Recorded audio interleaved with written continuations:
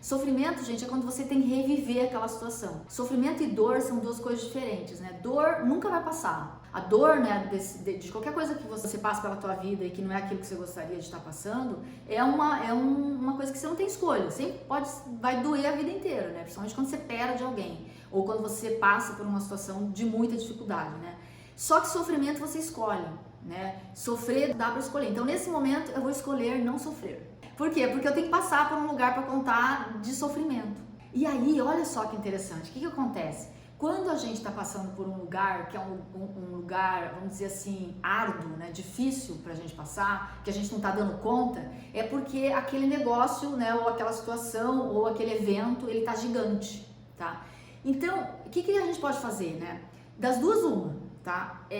A gente poderia diminuir o evento, a gente poderia diminuir, fazer aquilo que, vamos dizer assim, tá grande ficar menor, né? Mas isso a gente não tem controle. É uma coisa que a gente realmente não tem controle. A situação tá passando ali, o negócio tá daquele tamanho gigante. Então, o que a gente pode fazer? A gente pode ficar maior. Esse é um dos lugares que ó, anota aí, gente, tá? O que a gente tem controle? A gente tem controle sobre o nosso tamanho. A gente pode ficar maior. Por quê? Olha só, se a situação tá gigante, né, tá grande, vamos dizer assim que a situação tá grande na nossa frente, a gente não tá conseguindo passar por aquele lugar, porque o negócio parece uma avalanche vindo na tua direção, né? A gente pode se agigantar. E o que significa se agigantar? É aquilo que eu expliquei lá na série Self Mosaic sobre equipe interna, que são essas diversas pessoas dentro de nós. Foi por conta desse evento que eu comecei a rever a minha estrutura de atendimento. Por quê?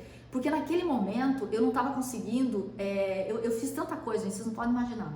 Eu fiz tudo que você possa imaginar. Eu fui parar na Tailândia, pra você ter uma ideia, num processo de coaching lá, né?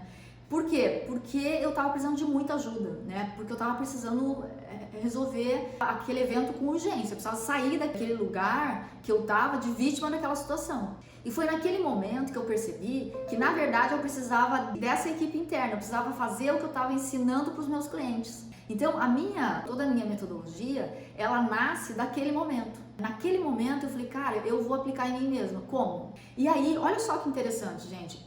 O que pode parecer um problema, ele pode virar uma solução num determinado momento. Eu não estava conseguindo atender o meu cliente, porque eu não tinha energia. Você pode imaginar, você está num lugar que parece que cada dia que você acorda, você está com menos energia, com menos energia, com menos energia. E aí, o que eu comecei a fazer? Eu comecei a soltar os áudios para os clientes, para não ter que ligar para ele, para não ter que atender o cliente, para não ter que necessariamente fazer uma sessão, né? E no momento em que eu comecei a fazer esse movimento, eu comecei a sistematizar aquilo que estava sistematizado só na minha cabeça. Então, eu tinha know-how para atender, então eu atendia e aquilo para mim era automático.